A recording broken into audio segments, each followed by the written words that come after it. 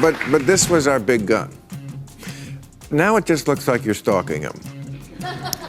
I think in the eyes of the people who don't follow it that closely, which is most of the country, here's the thing about Bob Mueller. He's like the last person, maybe the last thing in America that left and right agreed on. Left and right basically agreed. This is a guy of honor. This is an honest guy. This is an honest broker. Whatever he says goes. Americans are not into details. Don't read it to me, Bob. Just give me a thumbs up, a thumbs down. The fact that he was like,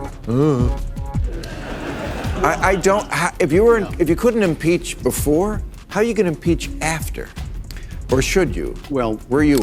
Is not only a stone cold, hopeless loser, but he is one of the most. And that's with all of the difficulties and all of the fake investigations and the Adam Shifty Schiffs. Can you believe this guy?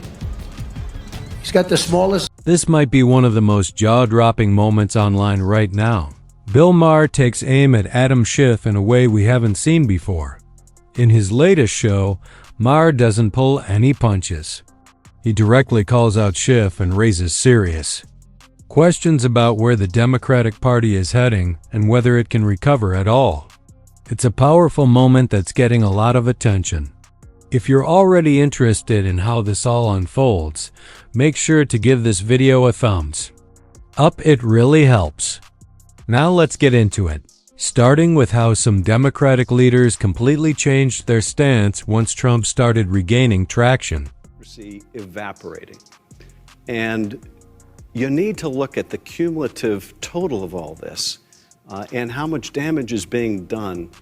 And I think my colleagues have to ask themselves, why am I here if not to defend this beautiful system we have and speak out and act my conscience and whatever my voters do. I always tell my constituents the job of a member of Congress is not to get reelected. It's to do the right thing and still find a way to get reelected. Genuinely puzzled. Does this guy really think what we're doing goes against the Constitution? Or is he just using that argument to excuse government overreach and questionable behavior? While all this is happening, he's throwing around hot-button topics like identity politics and gender issues to keep people distracted. It's getting harder to figure out what's real. But hang on, Stephen Miller's response to all of this? You're going to want to hear it. It's something else. Hopeless loser.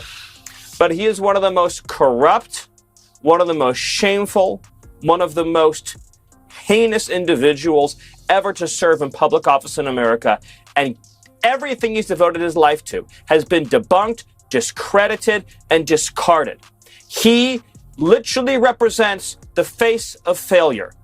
His sole achievement in life was fighting a losing war against Donald Trump, and now President Trump is in the White House, and Adam Schiff is the leader of a dying and dethroned movement. It really is amazing. Think about what the Democrat Party is. Got to admit, it's refreshing to see Adam Schiff finally being held accountable. But honestly, that's not even the biggest surprise.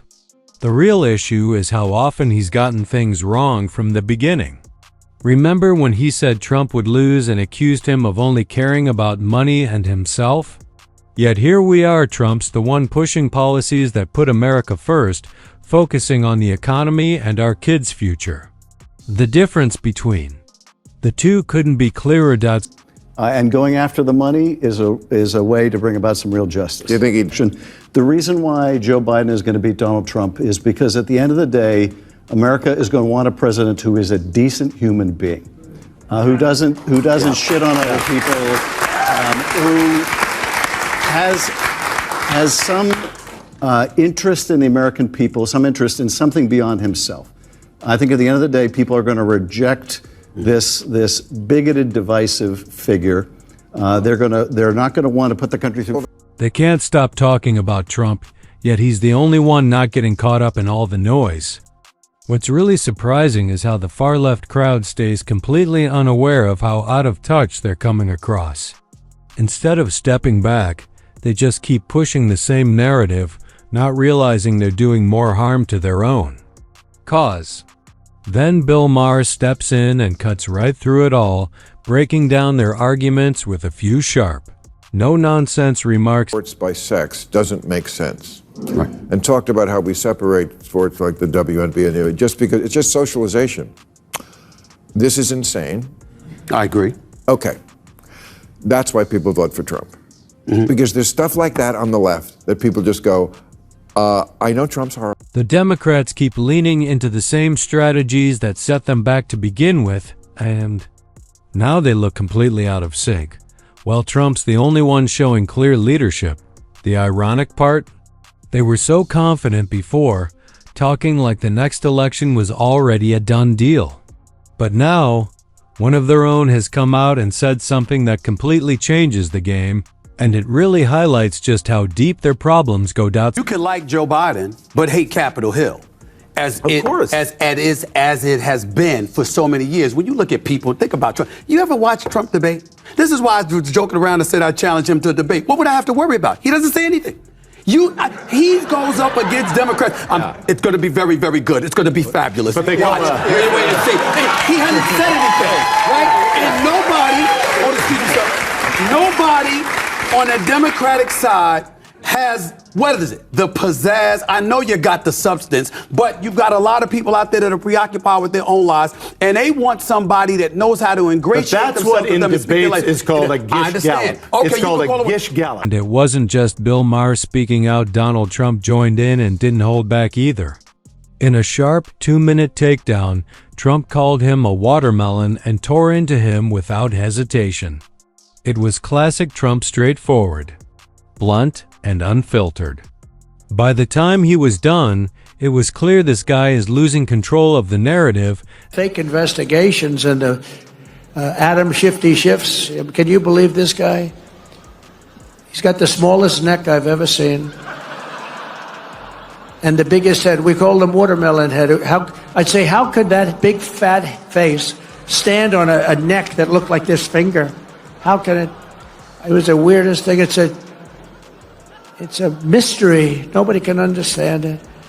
But he's one of the most dishonest human beings I've ever seen. And, you know, how we can allow people like that to run in office is a shame, but we did. He was in charge of the witch hunt, you know. He was in charge of the fake witch hunt with Russia. It was a made-up story. Made up. Think of it. They make up a story. They know it's made up. It's gone on for a year and a half, 2 years. Russia. I knew nothing about it. The only thing I knew was that I taxed the pipeline that I told you about, that I put all sorts of sanctions and everything else. They never had a problem like they had with me. But it was Russia, constant, as a method of, what they did is that was the complaint about why she lost an election, because crooked Hillary was expected to win the election. But they didn't see what we saw. We saw the biggest crowds in history gathering, only superseded by the crowds we just had. But here's a guy that goes out, and he goes to an intelligence hearing, or whatever you might call it, and it's supposed to be secret. He'd walk out, he'd either make a call off the record, this is crooked Adam Schiff, Shifty Schiff. He's a shifty Adam. Or he'd just go out blatantly and have a news conference. And because it had to do with me and my family, he'd go out and have a news conference. And he said, you've got to remember, he knows it's a hoax because he made it up with crooked Hillary. So he knows it's a hoax because we're dealing with human beings on the other side. He'd say, Donald Trump Jr., the son of the President of the United States, will spend many years in prison. Thanks for watching. If you liked what you saw, be sure to hit that like button and subscribe for more content like this. I'd love to hear your thoughts. Drop a comment and let me know what you think about Adam Schiff. And stick around, we've got plenty more straight talk coming your way soon.